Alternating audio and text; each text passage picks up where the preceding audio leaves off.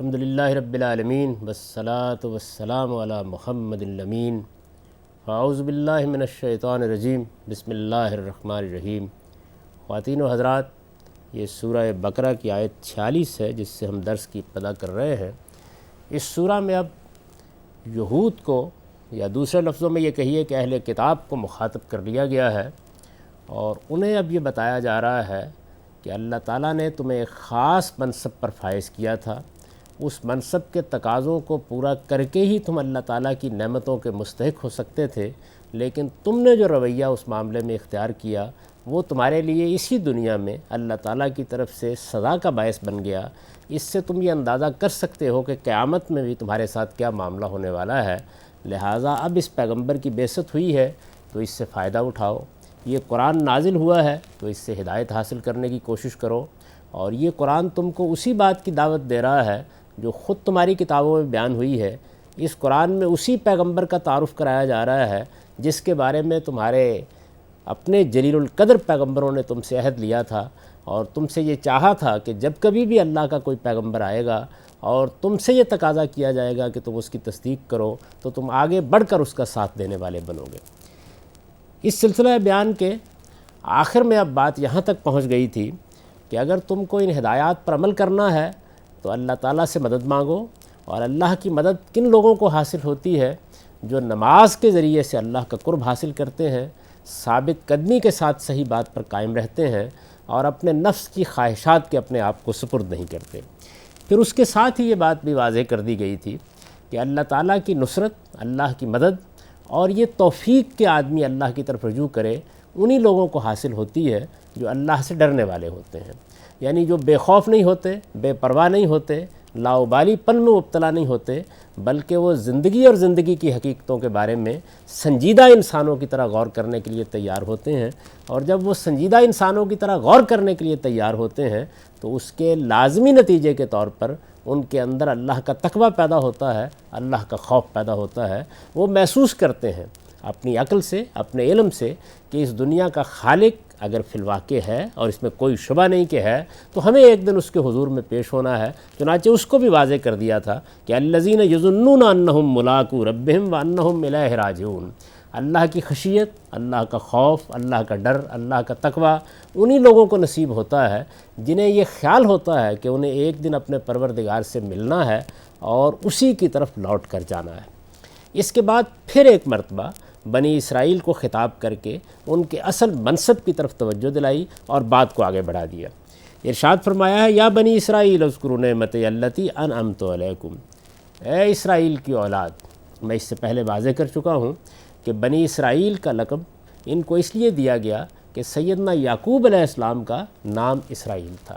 چنانچہ یہ اسرائیل کی اولاد کہلاتے ہیں۔ اس سے مراد یہود ہیں، اور یہاں بالخصوص وہ لوگ مراد ہیں کہ جن کو اللہ تعالیٰ نے اولاد ابراہیم میں سے اس عظیم منصب پر فائز کیا کہ جس طرح وہ اس سے پہلے انسانوں کے درمیان سے پیغمبروں کا انتخاب کرتا رہا ہے، اسی طریقے سے اس پوری کی پوری ذریت ابراہیم کو اس نے منتخب فرمایا، اور ان کو یہ ذمہ داری دی کہ یہ دنیا پر اللہ کی ہدایت کے گواہ بن کر کھڑے ہوں۔ یہ ایک عظیم منصب تھا، یہ ایک غیر معمولی ذمہ داری تھی جو ان کو عطا فرمائی گئی۔ اس ذمہ داری کی نوعیت کیا ہے، اس کی ایک مرتبہ پھر یاد دہانی کر لینی چاہیے۔ یعنی یہ ذمہ داری یہ تھی کہ جس طرح اللہ کے پیغمبر اور اللہ کے رسول اور اللہ کے نبی انسانوں کے درمیان سے اٹھ کر ان کی ہدایت کے لیے ان کی رہنمائی کرتے ہیں، بالکل اسی طریقے سے اب ابراہیم علیہ السلام کی یہ پوری اولاد اسی منصب پر فائز کر دی گئی ہے۔ یہ اگر اللہ تعالیٰ کی ہدایت پر عمل کرے گی، یہ اللہ کی شریعت کی پابند ہوگی، یہ اس کے حقوق کو ادا کرے گی، تو اللہ تعالیٰ اسی دنیا میں یہ فرمایا گیا کہ انہیں سرفرازی عطا فرمائیں گے، اور یہ اگر گریز اور فرار کا راستہ اختیار کرے گی تو اسی دنیا میں اس کو سزا سے دوچار ہونا ہوگا۔ چنانچہ فرمایا کہ اے بنی اسرائیل اذکروا نعمتی التی انعمت علیکم، میری اس نعمت کو یاد کرو جو میں نے تم پر کی۔ اس سے پہلے بھی یہی بات کہی تھی۔ اس نعمت سے مراد ظاہر ہے وہ منصب ہے جو ان کو عطا فرمایا گیا کہ اللہ نے تمام انسانوں کے اندر سے، تمام امتوں کے اندر سے ان کا انتخاب کیا، اور اس انتخاب کو سورہ آل عمران میں اس طرح بیان کیا ہے کہ ان اللہ اصطفیٰ آدم و نوح و آل ابراہیم و آل عمران علی العالمین، یعنی اللہ تعالیٰ نے آدم کا انتخاب کیا، نوح کا انتخاب کیا، دو پیغمبروں کا ذکر کر کے یہ فرمایا کہ جس طریقے سے ان کا انتخاب کیا، اسی طرح سے ابراہیم کی پوری اولاد کا انتخاب کیا کہ یہ اللہ کے دین کے علمبردار بن کر کھڑے ہوں اور اس کی دعوت دنیا تک پہنچائیں، اور اس طرح اس کے گواہ بنے۔ یہ شہادت کا منصب یا گواہی کا منصب ہے جو ان کو عطا فرمایا گیا، اسی کو یہاں نعمت سے تعبیر کیا ہے۔ فرمایا وانی فضلتکم علی العالمین، یہ گویا عام کے بعد خاص کا ذکر ہے، یعنی اللہ نے اپنی نعمت جب عطا فرمائی تو وہ نعمت کیا تھی اس کو واضح کر دیا کہ انسانوں کی پوری جمعیت کے اندر سے تمہارا انتخاب کر کے تمہیں یہ فضیلت دی گئی کہ تم اللہ کے پیغامبر بنو، اللہ کی دعوت لے کر اٹھو اور دنیا کے سامنے اللہ تعالیٰ کے گواہ بن کر اس کے دین اور اس کی شریعت تک کو لوگوں تک پہنچاؤ۔ تو ارشاد فرمایا کہ یہ ذمہ داری تم کو دی گئی تھی، یہ منصب تم کو عطا ہوا تھا، تم اس مقام پر فائز کیے گئے تھے، اور یہ بات یاد رکھو کہ یہ منصب کوئی معمولی منصب نہیں تھا، اس کی ذمہ داریوں کو ادا کرنے کے لیے اسی سیرت، اسی کردار کی ضرورت تھی جو انبیاء علیہ السلام کے شان شان رہا ہے۔ یہ بیسیت امت، بیسیت جمعیت، بیسیت گروہ در حقیقت اسی نوعیت کا منصب تھا۔ جس طرح اللہ انسانوں میں سے کسی ایک انسان کا انتخاب کرتا رہا ہے، اس نے تمہاری پوری جمعیت، تمہاری پوری کی پوری قوم کا انتخاب کیا اور تمہیں یہ ذمہ داری دی کہ تم اللہ کی بندگی کرو، خود بھی اور انسانوں کو بھی اس کی دعوت دو۔ لہٰذا واتقوا یوما لا تجزی نفس عن نفس شیئا، اب وہ دعوت شروع ہوئی، ڈرو اس دن سے،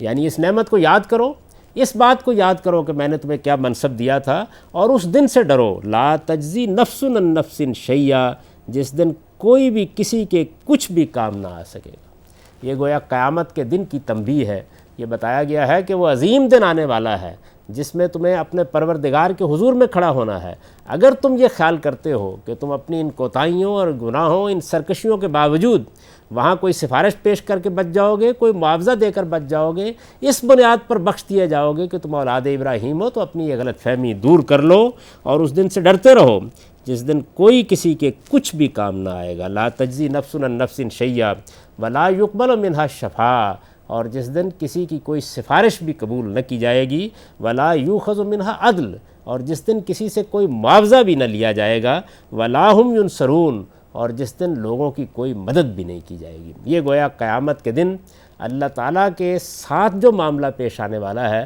اس کی تصویر کھینچتی ہے۔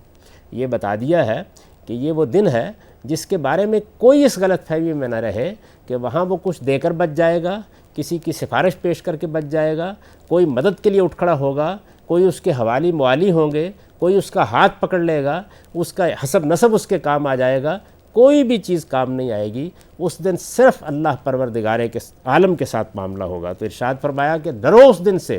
جس دن تمہیں صرف اپنے مالک کے حضور میں کھڑا ہونا ہے اور اسی سے معاملہ کرنا ہے۔ وَإِذْ نَجَّيْنَاكُم مِّنْ آلِ فِرْعَوْنَ يَسُومُونَكُمْ سُوءَ الْعَذَابِ، اب اس کے بعد ان کی تاریخ کے کچھ واقعات انہیں یاد دلائے، یعنی یہ بتایا کہ جب ہم نے اس منصب کے لیے تمہارا انتخاب کیا تو ذرا یاد کرو کہ تمہارے ساتھ ہم نے کیا کیا معاملات کیے۔ میں ایک مرتبہ پھر اس بات کی طرف توجہ دلانا چاہتا ہوں کہ بنی اسرائیل کا یہ منصب ایک خصوصی منصب ہے، قیامت تک کے لیے ان کو عطا فرمایا گیا ہے۔ اس منصب کی ذمہ داریوں کو اگر وہ ادا کریں تو اللہ تعالیٰ کا ان سے وعدہ ہے کہ وہ اسی دنیا میں ان کو سرفرازی عطا فرمائے گا، اور اگر وہ اس منصب کی ذمہ داریوں پر پورا نہ اتریں، ان کو ادا نہ کریں، تو اللہ تعالیٰ نے یہ بات واضح کر دی ہے کہ وہ نہ صرف یہ کہ آخرت میں ان کو عذاب دے گا بلکہ اس دنیا میں بھی ان کی پیٹھ پر عذاب کا تازیانہ برسے گا۔ تو اب ان کی تاریخ کے واقعات انہیں یاد دلائے جا رہے ہیں۔ ارشاد فرمایا وَإِذْ نَجَّيْنَاكُم مِّنْ آلِ فِرْعَوْنَ، یعنی وہ دن یاد کرو جب ہم نے تمہیں فرعون کے عذاب سے نجات دلائی تھی، فرعون کے لوگوں سے چھڑایا تھا۔ پھر اس کی تفصیل کی کہ فرعون ان کے ساتھ کیا معاملہ کر رہا تھا۔ یسومونکم سوء العذاب، وہ تمہیں بدترین عذاب دے رہے تھے، یعنی فرعون اور اس کے لوگ تمہیں بدترین عذاب میں مبتلا کر رہے تھے، اور عذاب کی نوعیت بھی پھر واضح کر دی کہ یذبحون ابناءکم ویستحیون نساءکم، وہ تمہارے بیٹوں کو ذبح کرتے تھے اور تمہاری عورتوں کو زندہ رکھتے تھے۔ اس میں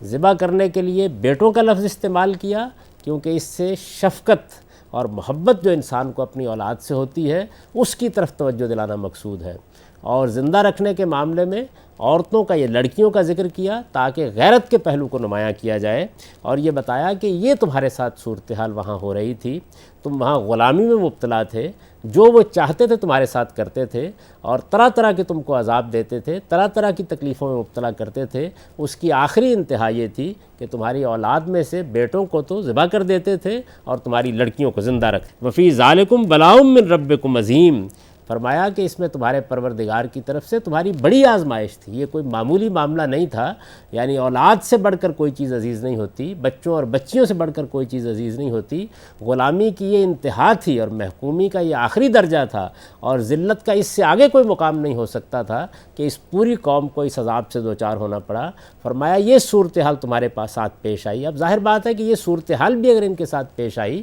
تو ان کے گناہوں کی پاداش میں پیش آئی، کیونکہ اللہ کا ان کے بارے میں قانون یہی ہے، خواہ یہ بنی اسماعیل ہو یا بنی اسرائیل، یہاں بنی اسرائیل زیر بحث ہے کہ اگر یہ اللہ تعالیٰ کی وفاداری پر قائم ہوں گے تو اللہ انہیں دنیا میں سرفرازی دے گا، اور اگر اس سے انحراف کریں گے تو لازماً اسی دنیا میں انہیں عذاب دیا جائے گا۔ تو اس وقت یہ اس عذاب میں مبتلا تھے کہ فرعون کے لوگ ان پر طرح طرح کے ستم ڈھاتے، ان کی بیٹیوں کو زندہ رکھتے اور ان کے بچوں کو، ان کے بیٹوں کو ذبح کرتے تھے، اور ارشاد فرمایا کہ یہ کوئی پروردگار عالم کی طرف سے معمولی درجے کی آزمائش نہیں تھی جس میں تم اس وقت مبتلا کر دیے گئے تھے۔ وَإِذْ فَرَقْنَا بِكُمُ الْبَحْرَ فَأَنْجَيْنَاكُمْ وَأَغْرَقْنَا آلَ فِرْعَوْنَ وَأَنْتُمْ تَنظُرُونَ۔ لیکن پھر یہ کتنا عجیب و غریب واقعہ پیش آیا کہ اسی پروردگار نے تمہاری طرف ایک پیغمبر کی بعثت فرمائی، پھر اس پیغمبر کے ذریعے سے تم پر حجت تمام ہوئی، پھر تم اس کا ساتھ دینے کے لیے نکلے، اور اللہ تعالیٰ نے اس فرعون کی غلامی سے تمہیں نجات دی، اور اس کا معاملہ یہ ہوا کہ سمندر نے تمہارے لیے راستہ دے دیا اور تم اطمینان کے ساتھ وہاں سے نکل گئے،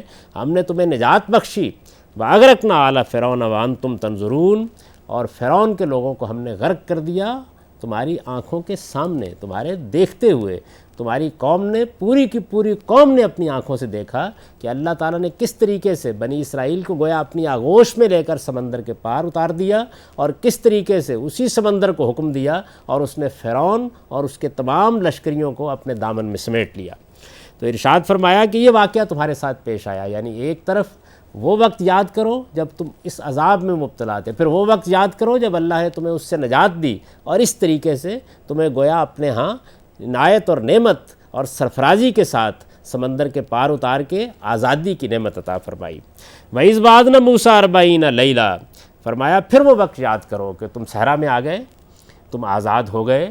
تمہارے اوپر جو عذاب تھا وہ ختم ہو گیا۔ پھر پروردگار عالم نے یہ فیصلہ کیا کہ وہ تمہیں اپنی کتاب دے۔ اس مقصد کے لیے سیدنا موسیٰ علیہ السلام کو بلایا گیا۔ قرآن کے بعض دوسرے مقامات پر اس واقعے کی تفصیل بیان ہوئی ہے